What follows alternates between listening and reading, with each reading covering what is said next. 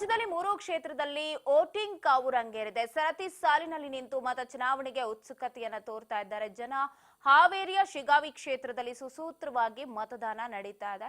ನೋಡಬಹುದು, ವೀಲ್ ಚೇರ್ಗಳಲ್ಲೂ ಕೂಡ ಬಂದು ಮತದಾನವನ್ನ ಮಾಡ್ತಾ ಇದ್ದಾರೆ. ಎಲ್ಲರೂ ಕೂಡ ತಮ್ಮ ಹಕ್ಕು ಮತದಾನ ಅನ್ನೋದು ಅದನ್ನ ಅಷ್ಟೇ ಉತ್ಸುಕತೆಯಿಂದ ಮಾಡಬೇಕಾಗತ್ತೆ. ಪ್ರತಿಯೊಬ್ಬರ ಹಕ್ಕನ್ನ ಈಗ ಚಲಾವಣೆ ಮಾಡ್ತಾ ಇದ್ದಾರೆ.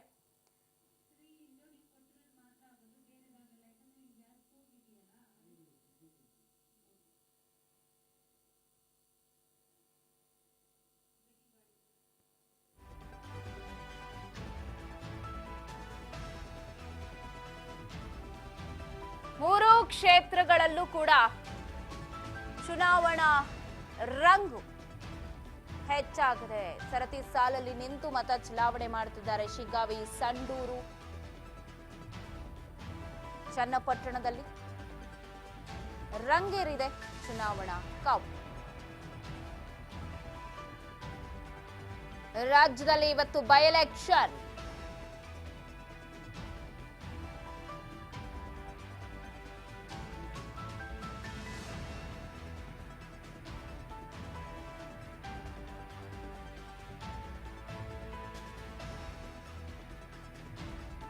ಮನೆ ಕುಸ್ತಿ ಅಖಾಡ ರೆಡಿಯಾಗಿದ್ದು 3 ವಿಧಾನಸಭಾ ಕ್ಷೇತ್ರಗಳಲ್ಲಿ ಈಗಾಗಲೇ ಬೆಳಗ್ಗೆ 7 ಗಂಟೆಯಿಂದಲೂ ಕೂಡ ಮತದಾನ ಆರಂಭವಾಗಿದೆ.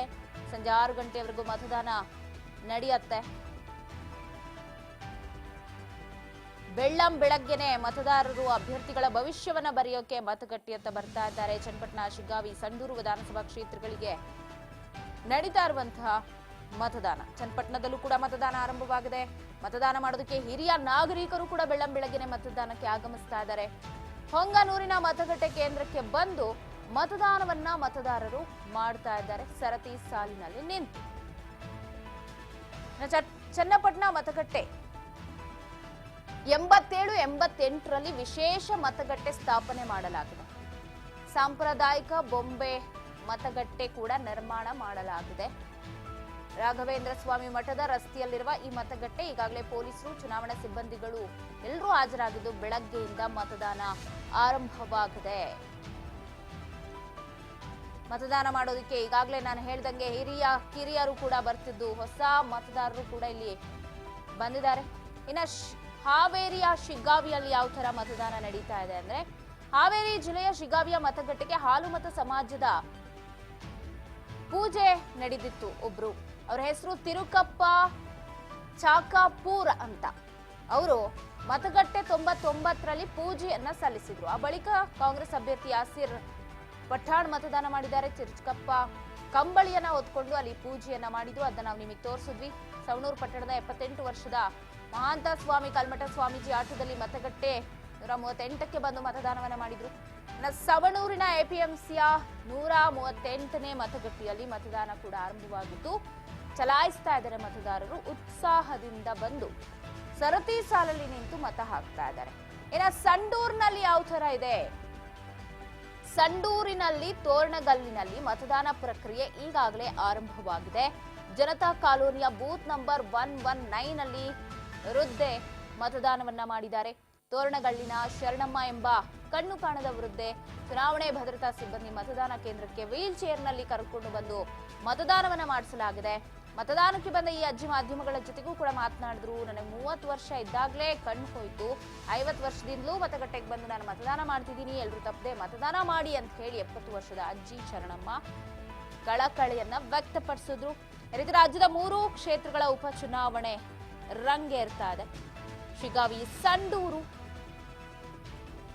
ಚನ್ನಪಟ್ಟಣ 2023ರ ವಿಧಾನಸಭಾ ಚುನಾವಣೆಯಲ್ಲಿ ಈ ಸ್ಥಾನಗಳಿಂದ ಗೆದ್ದ ಅಭ್ಯರ್ಥಿಗಳು ಲೋಕ ಚುನಾವಣೆಯಲ್ಲಿ ಸ್ಪರ್ಧಿಸೋದಕ್ಕೆ ತೆರವುಗೊಂಡಿದ್ದ ಕ್ಷೇತ್ರಗಳಿದು. ಇದರಿಂದ ಈ ಸ್ಥಾನಗಳು ಖಾಲಿಯಾಗಿತ್ತು. ಈಗ ಆಡಳಿತಾರೂಢ ಕಾಂಗ್ರೆಸ್ ಮತ್ತು ಬಿಜೆಪಿ, ಜೆಡಿಎಸ್ ದಕ್ಷಿಣ ರಾಜ್ಯದಲ್ಲಿ ಸ್ಥಾನವನ್ನ ಪಡೆದುಕೊಳ್ಳುವ, ತಮ್ಮ ಸಾಮರ್ಥ್ಯವನ್ನ ಸಾಬೀತುಕೊಳ್ಳುವ ಭರವಸೆಯಲ್ಲಿದ್ದಾರೆ.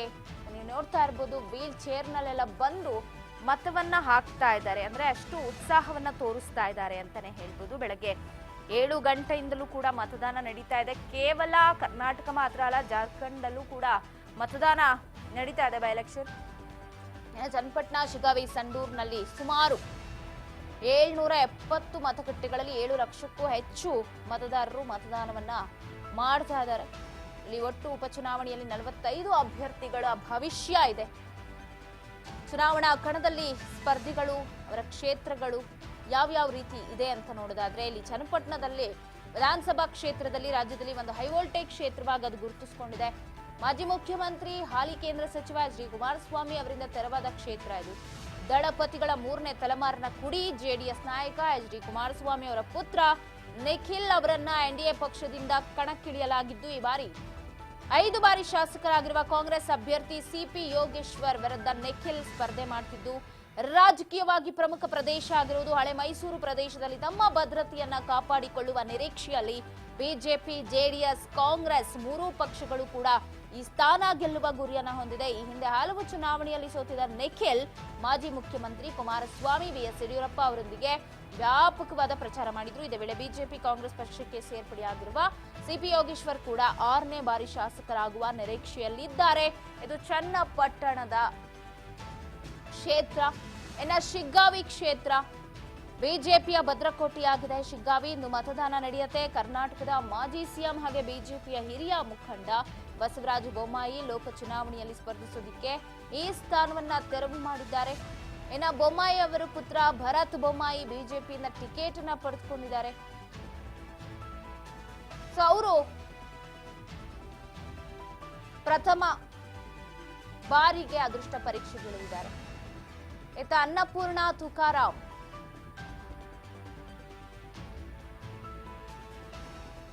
ಚುನಾವಣಾ ಅಖಾಡಕ್ಕೆ ಬಂದಿರುವುದು. ಸಂಡೂರು ಕ್ಷೇತ್ರವೂ ಕೂಡ ಒಂದು ಹೈ ವೋಲ್ಟೇಜ್ ಕ್ಷೇತ್ರ. ಕಾಂಗ್ರೆಸ್ ಪಕ್ಷದ ಅನ್ನಪೂರ್ಣ, ಬಿಜೆಪಿಯ ಬಂಗಾರು ಹನುಮಂತು ನಡುವೆ ಜಿದ್ದಾಜಿದ್ದಿದೆ. 23ರಲ್ಲಿ ತುಕಾರಾಮ್ ಗೆದ್ದಿದ್ರು, ಲೋಕಸಭೆಗೆ ಸೆಲೆಕ್ಟ್ ಆದ್ರು. ತೆರವಾಗಿದ್ದ ಸ್ಥಾನಕ್ಕೆ ಈಗ ಅವರ ಪತ್ನಿನೇ ಇದ್ದಾರೆ. ಇತ್ತ ಗಣಿ ಉದ್ಯಮಿ ಗಾಲಿ ಜನಾರ್ದನ್ ರೆಡ್ಡಿ ಅವರ ಆಪ್ತ ಸಹಾಯಕ ಹನುಮಂತು ಅವರಿಗೆ ಈ ಬಾರಿಯಲ್ಲಿ ಟಿಕೆಟ್ ಕೊಟ್ಟಿರೋದು. ಇವರು ಬಿಜೆಪಿಯ ಎಸ್ಟಿ ಮೋರ್ಚಾ ಅಧ್ಯಕ್ಷರು, ಕನ್ನಡ ಚಲನಚಿತ್ರದಲ್ಲಿ ನಟರು ಕೂಡ ಆಗಿದ್ದಾರೆ ಬಂಗಾರು ಹನುಮಂತು. ಸೊ ಅವರ ಅದೃಷ್ಟ ಪರೀಕ್ಷೆ ಇವತ್ತು ನಡೆಯುತ್ತೆ. ಶಿಗ್ಗಾವಿಯ ಸವಣೂರು ಕ್ಷೇತ್ರದ ಬಿಜೆಪಿ ಅಭ್ಯರ್ಥಿ ಭರತ್ ಬೊಮ್ಮಾಯಿ ತಂದೆ ಬಸವರಾಜ ಬೊಮ್ಮಾಯಿ ಜೊತೆಗೆ ವಿಶೇಷ ಪೂಜೆಯನ್ನು ಸಲ್ಲಿಸಿದ್ದಾರೆ. ಮೊದಲ ಬಾರಿ ತಮ್ಮ ಅದೃಷ್ಟ ಪರೀಕ್ಷೆಗಿಳಿದಿದ್ದಾರೆ ಭರತ್ ಬೊಮ್ಮಾಯಿ.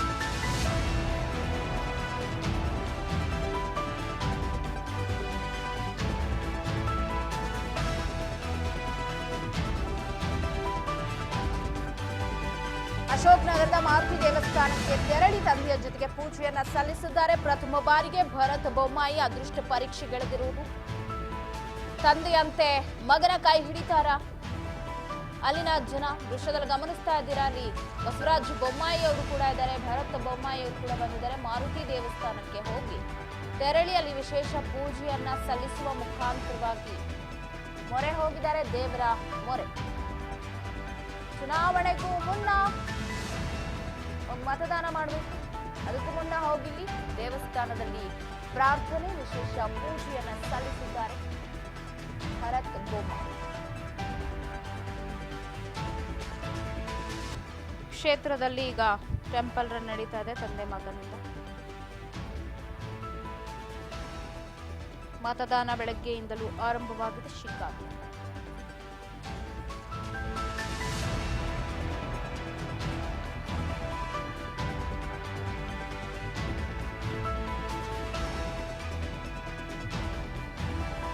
ಹುಬ್ಬಳ್ಳಿಯ ಗಬ್ಬೂರು ಕ್ರಾಸ್ ಬಳಿ ಇರೋ ಜೈನ ಮಂದಿರಕ್ಕೂ ಭೇಟಿಯನ್ನು ಕೊಟ್ಟಿದ್ದಾರಂತೆ ತಂದೆ ಮಗ. ಜೈನ ಮಂದಿರಕ್ಕೆ ಭರತ್ ಬೊಮ್ಮಾಯಿ, ಬಸವರಾಜ ಬೊಮ್ಮಾಯಿ ಕುಟುಂಬದ 3ನೇ ತಲೆಮಾರು. ಮೊದಲನೇ ಬಾರಿ ಅದೃಷ್ಟ ಪರೀಕ್ಷೆಗಿಳಿದ್ದಾರೆ. ಬೊಮ್ಮಾಯಿ ಅವರ ಬಸವರಾಜ ಬೊಮ್ಮಾಯಿ ಪುತ್ರ ಭರತ್ ಬೊಮ್ಮಾಯಿ ಹುಬ್ಬಳ್ಳಿಯ ಗಬ್ಬೂರು ಕ್ರಾಸ್ ಬಳಿ ಇರುವ ಜೈನ ಮಂದಿರಕ್ಕೂ ಕೂಡ ಭೇಟಿಯನ್ನು ಕೊಟ್ಟಿದ್ದು, ಅಲ್ಲಿ ವಿಶೇಷ ಪೂಜೆಯನ್ನ ಸಲ್ಲಿಸಿದ್ದಾರೆ. ಜೈನ ಮಂದಿರಕ್ಕೂ ಭರತ್ ಬಸವರಾಜ ಬೊಮ್ಮಾಯಿ ಭೇಟಿಯನ್ನು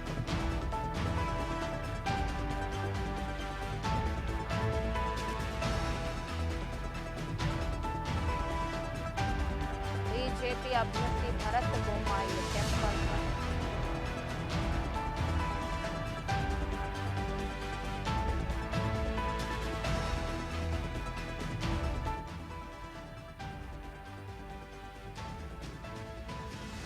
ಮತದಾನಕ್ಕೆ ತೆರಳೋ ಮುನ್ನ